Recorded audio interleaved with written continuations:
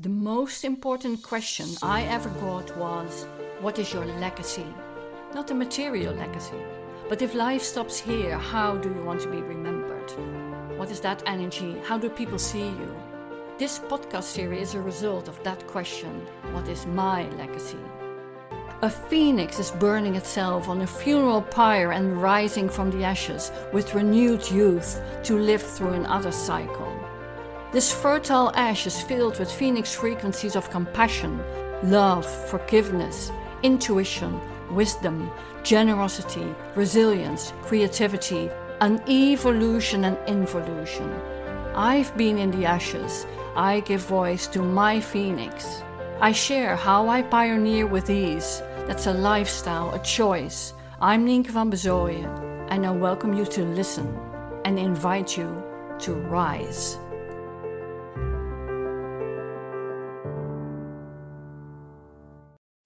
Welcome to the Phoenix Frequencies. Today I have a special guest with me, Drahomira Mandiková, and she is the Group Chief Corporate Affairs Officer of Asahi Group Holding based in Tokyo, Japan. Her career in the beer industry began 26 years ago in Slovakia, her home country, and has since spanned roles at the company's European headquarters, in India, and now in Japan. Her work is driven by a purpose to navigate a shifting business environment by broadening the conversation from a short-term profitability to a long-term sustainability. And she brings a global perspective to how companies can remain successful and bring a positive impact.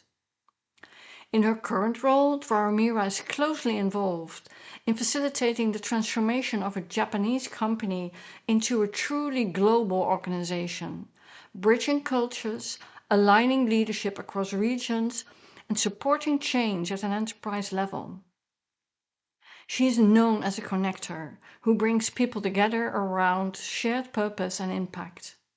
Drahomira, as a senior global sustainability executive of leaders, is recognized in the sustainability magazine Top 250 Women in Sustainability in 2026, at that list at number 68.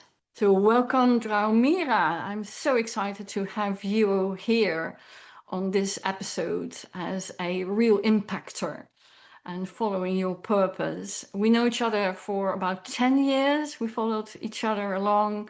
So here we are. So where were you in 2016 when we met? Can you explain? Hi, Ninka. Thank you for inviting me into your podcast. Really a pleasure to be here and share a little about me. 10 years ago, I think I was just on the way from India back to Europe, I was working for our business there, establishing the corporate affairs function for the Indian business. I was on the way back to Czechia and Slovakia to lead corporate affairs teams here in the European space. And this was a very important milestone in my life because I think I was realizing what really is my purpose and what is the impact I would like to bring to the world. And it was very closely connected to sustainability. So ensuring the sustainability behavior of the businesses to ensure the future success and also positive impact for society. Because if you work in the beer business as I do for 25 years, we evolve. We evolve from being more focused on the men consumers who are enjoying beer. So we wanted to grow. It was a lot about how we can bring this diverse view perspective, how we can engage with the different consumers, also female consumers who play more and more roles in our businesses and any other business. And this is how my passion about diversity started. But then I also realized that we are working in a traditional way where similar people work with similar people and they have the same ideas. So, but we need new solutions. So this is how I fall in love with the diversity and inclusion, that everybody can be themselves and bring themselves to the discussion, different people bringing different topics, different ideas. So we find better solution for the same issue when we are diverse. Yeah, I can see that. You really walk the talk in that way. So, how did your team look like when you came in Europe? When I was in the local team, the Czechoslovakia, this was the local business, so this was more local. But then, very shortly after my return, I was in charge of the whole European business. And there I had a chance to build my team. And I said that I will test my assumption that we can do better if we are diverse. So I had 8 direct reports, and they were of 7 nationalities from around the world. So diverse background, diverse education, diverse nationality. I had a gender split, men, women, 50-50. And yeah, I can tell you it's not easy to have and manage such a diverse team because we are all different, but it's definitely bringing a better results because we had the new ideas, we were much more quicker, more efficient, and also it was enriching experience. Wonderful. And how did your life took other turns? Because now you are in Japan. Face things there. That's an amazing experience. So what I did actually in 2 years ago, I moved to Japan because I was appointed to the group level role as a group chief sustainability and currently corporate affairs officer. And it's really a new chapter in life because it's very different country to live in, but also it's very different way of cooperation, working culture, and how you lead people. And I learned a lot because I felt that in a way how I lead, I'm very successful, which was proved by the results. My leadership style in Europe worked. I was very direct, very transparent, decisive. I encouraged the debate with my team. I empowered my people. But I arrived to Japan and it didn't work. What kind of responses did you get? What did you learn? I remember you sharing that you kept talking, for example, because you thought it was polite to keep the conversation going, and there was barely any response. And then they said, "Well, but if you talk, we are respectful to you, so we don't interrupt you." So it is just an eye-opening thing, isn't it? So can Yes. you tell a bit more what happened? What were your experiences? So like the first of all, I have a tendency to speak and probably speak more, but it is important to listen. This is one of my lessons learned. So it's to listen, but sometimes even listen beyond words or listen when it is pause. So pay attention to pauses when people don't speak. What the Japanese say is so-called reading the air. So you are able to actually read what was said in between. And that was so important. Then the elements of listening when my people have some proposal to give them space to say the full story, really everything what they wanted to say, and then only at the end to ask questions or share comments. In Europe, we were used to have a very interactive presentations, discussions. So you go slide by slide, you jump in the slide, you ask your question, you share the idea. But it doesn't work there. So this element of the careful listening, giving the space to people, sometimes even give the space of not speaking. It is not awkward there when it is quiet in the room. Like people just take a time. And also the speed in my European thinking that equals effectiveness. But this is not always true in Japan. So I realized that what made me successful before was no longer working. So that was my phoenix moment, honestly. Yeah. So what did you had to unlearn, for example? What Yeah. kind of things? I really unlearned that clarity not always means that you have to say things directly.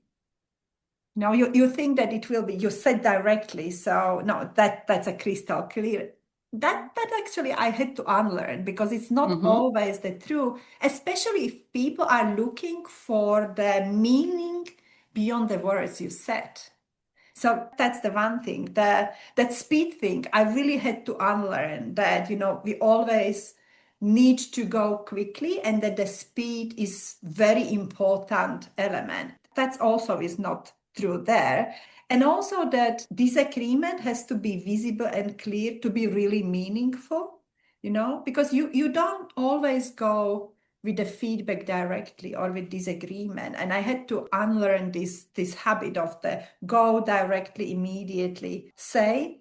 And also, especially, I had to unlearn that I have to be always right in a way. That was also one of the very difficult realization, but important. I find it very good for me to learn it. So in a way, as we speak Phoenix frequencies, and in the unlearning, you really seen the ashes of your leadership and just add in other things to support, in a way, phoenixing your own leadership, phoenixing the company to the direction of impact, sustainability, purpose, things like that. And I think this is the element exactly. So it's not about, I know who I am and then I learn new things in this environment. Yes, but it is not enough. What I realized that in any environment which is different to what I was working in, what was important in a way to burn some elements which really didn't work to be able to gain the new ones. And I see it. I think even in my personal life, I think I'm much more patient than I was before I came to Japan because I'm just used to listen to people more. So that's being more observant. I think I'm much more in the present moment, much more seeing the things. And also what I realize is like in Europe, when I led, it was a lot about the rhythm of the big jump, then a little relax, big jump, a little.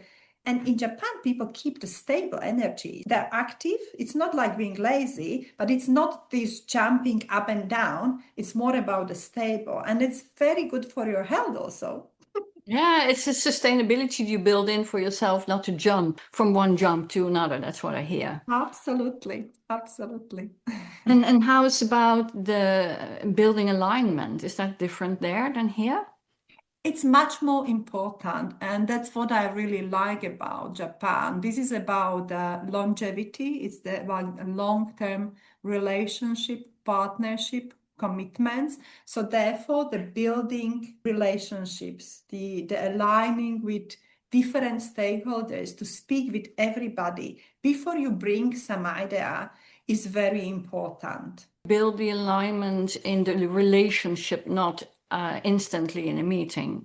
That's correct. So there is a lot of pre-alignment before you come to the meeting. Give space to people to ask questions, raise their concerns. So usually when there are important materials prepared or some strategies, it's engagement with the different stakeholders before the meeting, the discussion, coming back to them, reflecting on what you heard, and then only you come into the room. And very often, and it's not only in Japan, it's Asia itself, you come to the meeting room at the point when actually everything was agreed before. So there are no surprises in the room.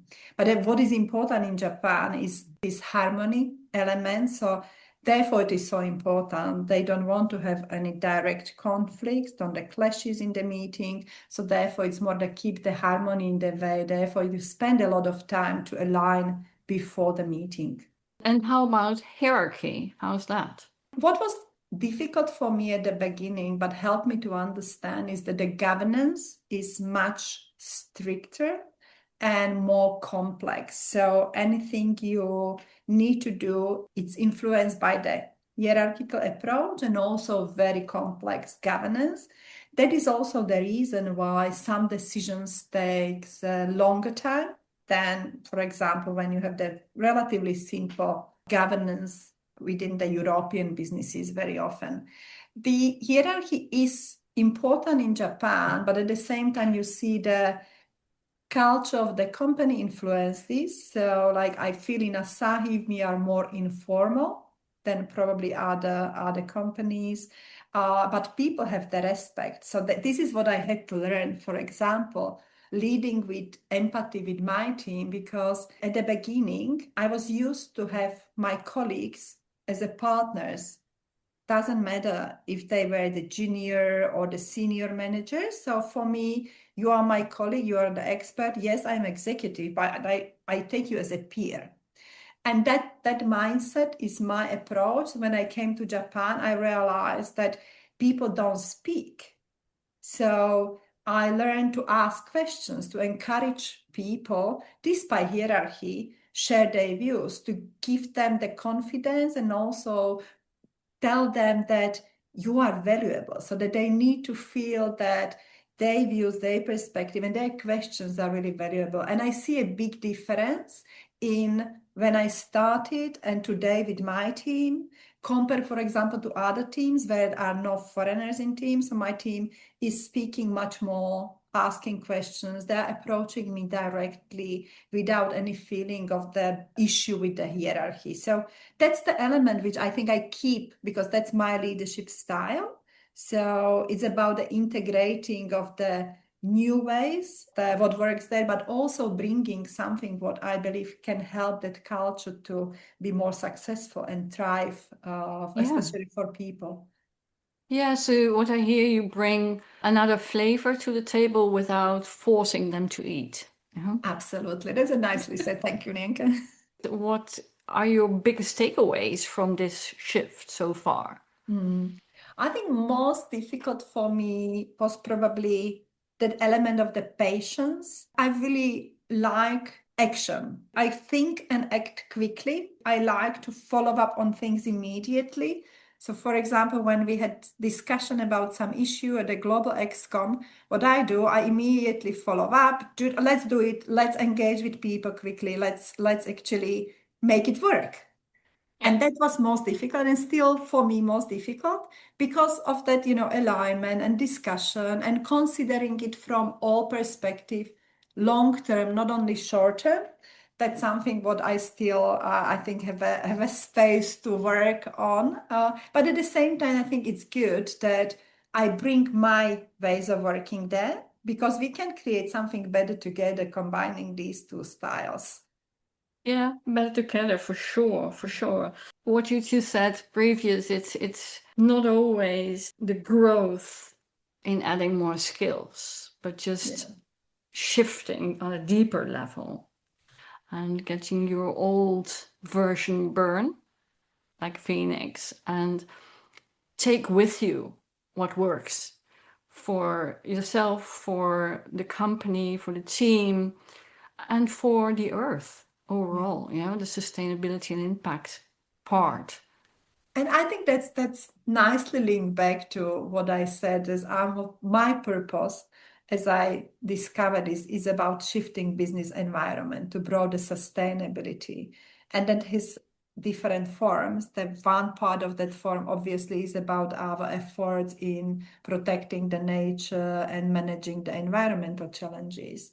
But the same important has the social element of sustainability. It is about diversity and inclusion. It's about how people feel, how they can shine as they are, as we say in Asahi.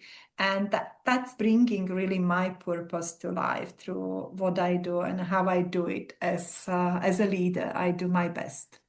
Yeah, so how do you see the future of leadership?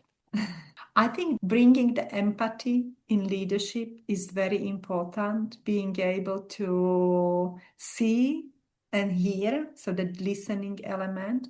And that's something what really will make a difference in the future, where people really feel they can be themselves, they can realize as they are, because that's also my observation that not everybody is extroversion, not everybody is open to stand in front of the executive to speak openly and share concerns or different views. We are all different, and it doesn't mean that those people who do not speak are less talented. They just have the Mm. different way of the expressing their talent. And I think when we bring more empathy in the leadership, we will definitely be able to leverage these unique talents which we have because there are diverse talents in organization. I love it. I love it. And I think we can't replace, let's say, the heart or the empathy by anything else. That's what makes the leader. Just to see it all, have it all, elevate the team, the people, and themselves and the organization to flourishing. I love your quote of, listening to the air. Take Mhm. that pause, make it happen. Don't force yourself into stuff. I know in the current world we are living so many challenges and there are so many geopolitical risks and tensions. But I really want to ensure that as a business leaders, we continue doing what is important for today and also for future.